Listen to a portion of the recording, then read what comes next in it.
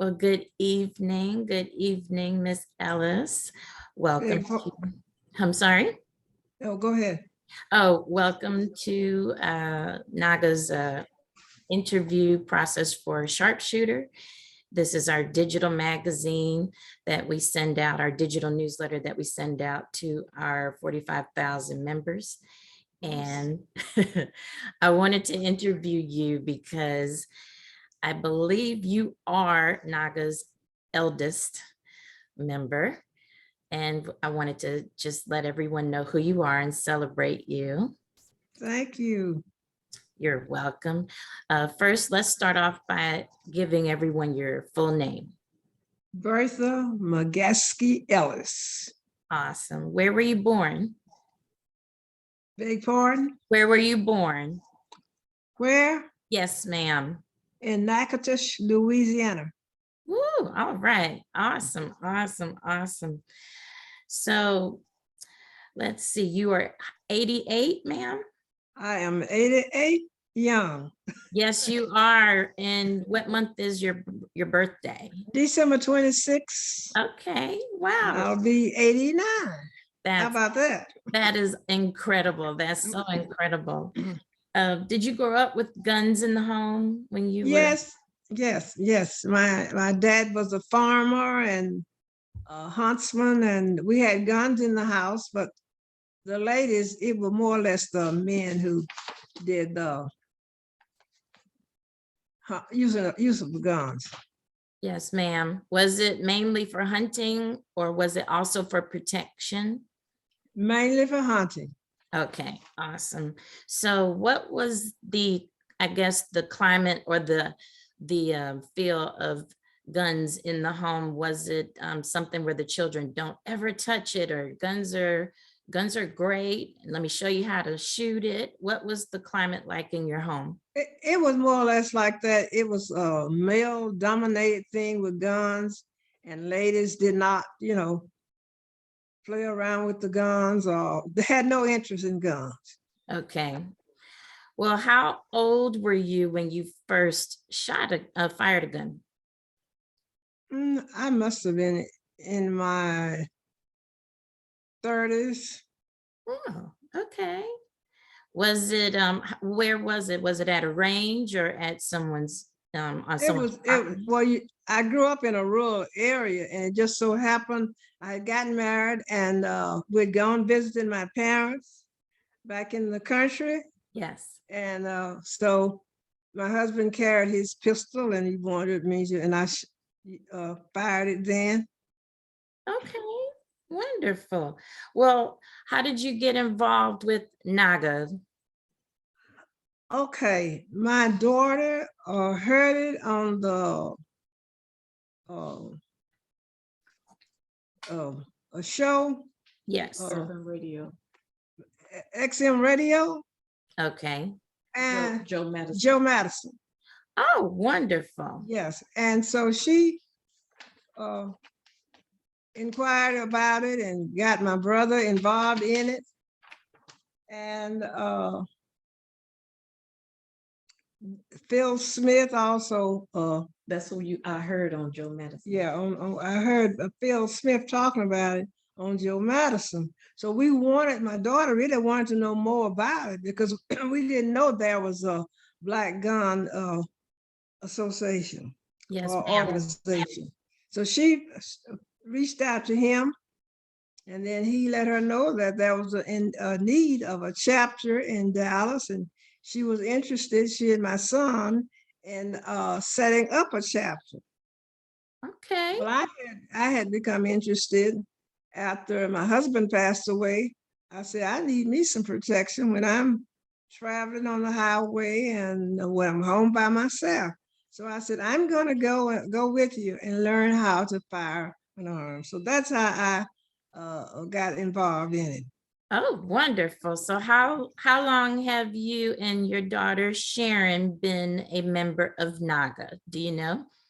Yes, it's been very short, a short period, not maybe a month. I think maybe a month and a half. Yes. We're just getting started. We're just organizing and getting started. Okay. And I joined with them. And your daughter sent me some really incredible photos of you in a class and holding your firearm. And Oh my goodness, interesting. oh, you look so sharp. It's just incredible. It's just incredible. Um, tell us about your experience meeting President Philip Smith. Oh, he was such a delightful man. He was very knowledgeable of the gun laws, gun safety. He was a very pleasant person. He gave us the impression of a man with a lot of integrity, and he was very pleasant. And we just enjoyed. He gave us a lot of information that we needed, and so we all just enjoyed listening to him talk and giving us gun safety rules. And it was an awesome evening with him.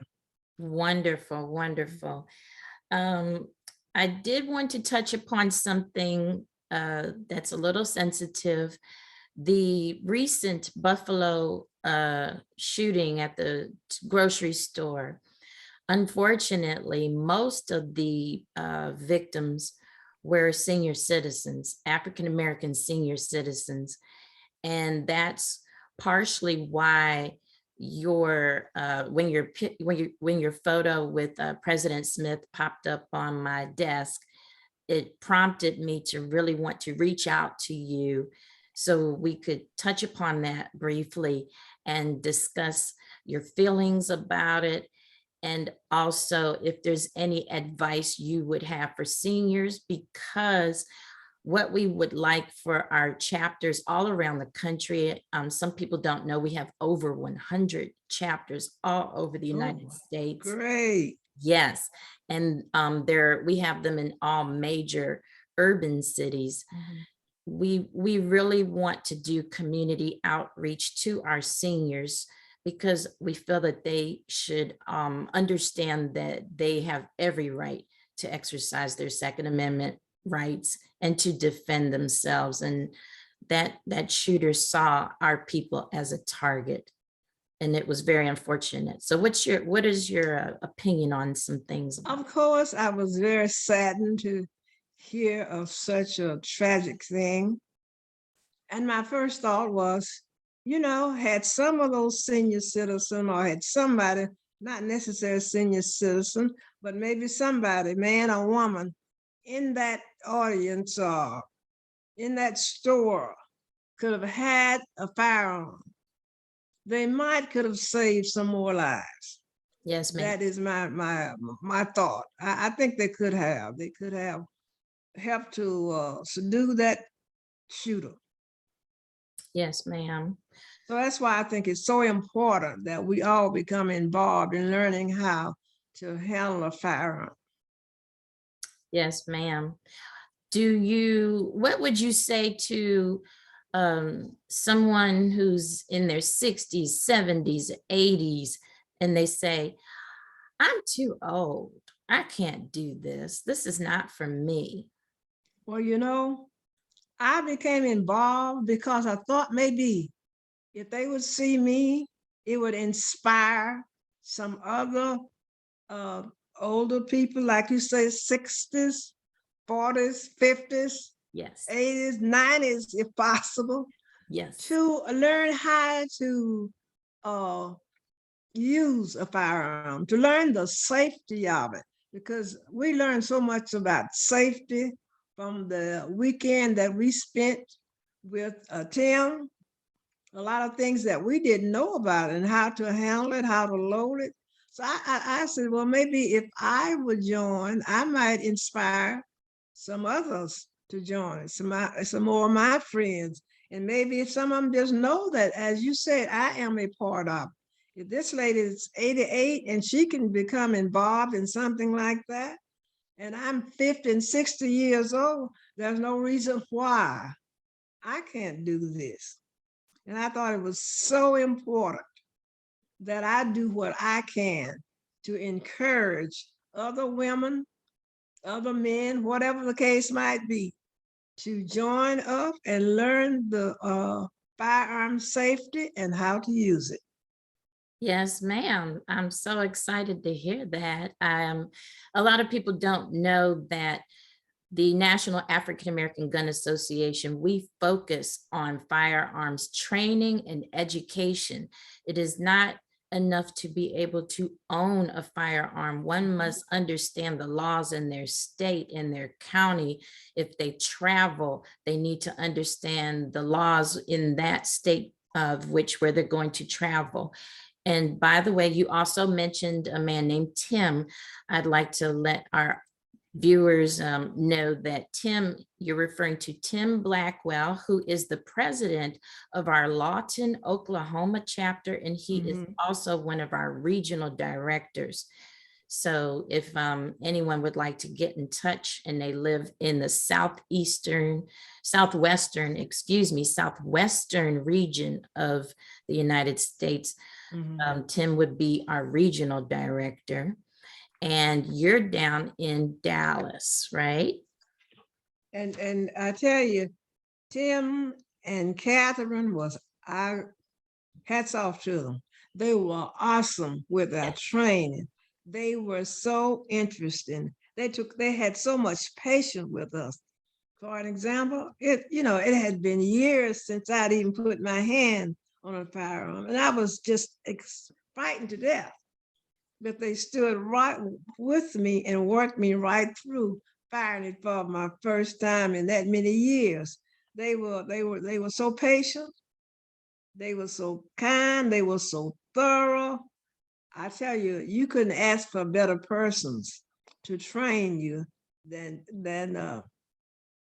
Tim and Katharin Katharin. Rice-Gillis. She's She the was vice just, president of the yeah, Lawton, she was Oklahoma right. chapter. She was just so great. She was so great. We all just loved her. And they all had just such pleasant personalities. They were Yes. all just sweet, sweet. Yes, they were very encouraging. Yes, ma'am. Katharine's a good friend of mine. She has a heart of gold, and Tim is like my buddy. He is a gentleman, and they're They both are. very knowledgeable, very. Right. We learned so much from the workshop. Oh my goodness, it was awesome. It was awesome. I had my 2 grandchildren there. Really? Yes, indeed. One was 21 and 23, but they thoroughly enjoyed it. So the Yeah. generations were participating. That's really good to mention. Right. So Mhm. families know that they can get involved together to make sure Right. that everyone understands firearms safety. Safety comes first. Safety. That is most important. Yes, ma'am. Yes, ma'am. Okay. Well, in closing, is there anything you would like to share with people who are either members of NAAGA? There will be hundreds of thousands of people who will see this interview for years to come. And if there was anything you would like to leave them with, please share that with us. First of all, I would like to hopefully inspire more, not even just, I think we really should start with the 18-year-olds and start training them gun safety, because we have so many of them getting killed. And I think it would be a wonderful thing if we could start there and then work on up.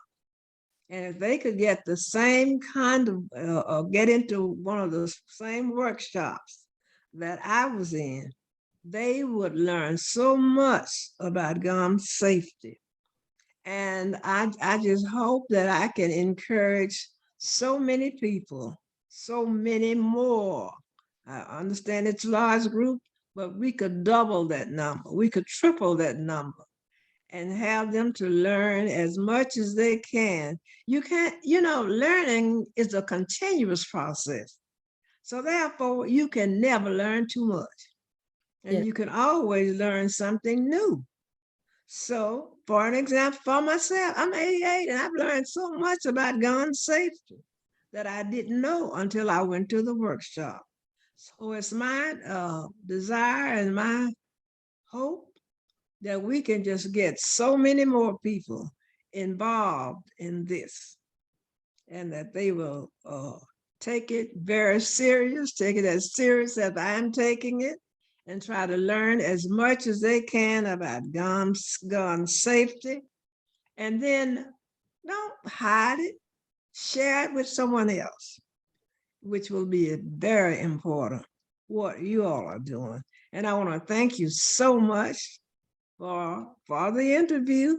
And I hope the interview will inspire and encourage other ladies and men and boys and girls to become involved in the gun safety program. Thank you again, and you have a pleasant day. Well, thank you so much, Miss Ellis. It was an honor to speak with you. I can't wait to meet you one day in person, maybe at our first national convention. I'm going to try to be there. We've got to make sure you're there. You're an inspiration to so many people, definitely. Okay, so you have a great evening.